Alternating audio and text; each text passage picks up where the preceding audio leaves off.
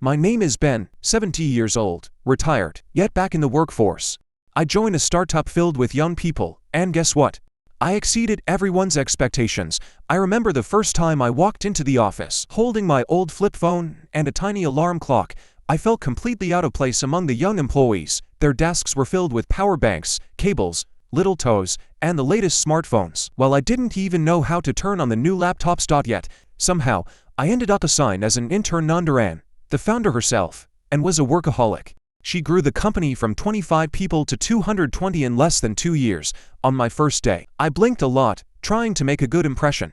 Even though she hadn't assigned me any real work, I gave it my all. Days passed, my inbox gathered dust, yet I stayed enthusiastic, delivering packages, learning from younger colleagues, or sharing my decades of sales experience. Then one day, I overheard investors planning to parachute in a CEO to take over Anne's company. I acted casually, took the sample jacket, and left without a trace. The next morning, I arrived early and cleaned Anne's most chaotic desk, earning applause and giving her a bright start to the day. From then on, I gradually became her trusted aide. When the driver suddenly quit, I stepped in without hesitation, ensuring she got to her meetings safely. Once, when the company website malfunctioned, I went with a few colleagues to her house at night to delete an accidentally sent email. Every second counted, and we averted disaster. We went through heart-pounding crises and celebrated victories in the office. Seeing her exhausted, I always stood silently by her side, dotting everyone's eyes, and was a successful woman. But success came at the cost of family time. She started considering that maybe handing over control of the company was the solution. I didn't interrupt.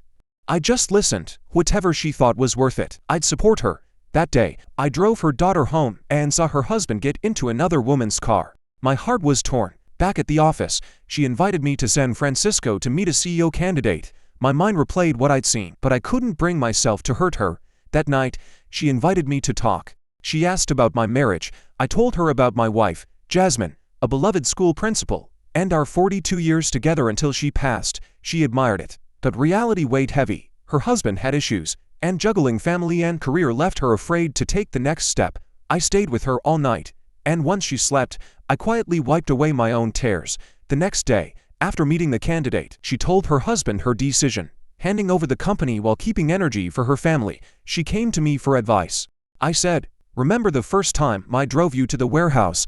I knew then. Your success comes from your attention to detail. You should be proud of yourself.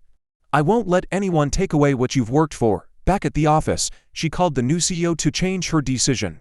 Then her husband appeared, confessed, and asked for forgiveness. Now, she finally found balance between career and family. And me, jogging in the park, I already know what she wants to say, without her saying a word.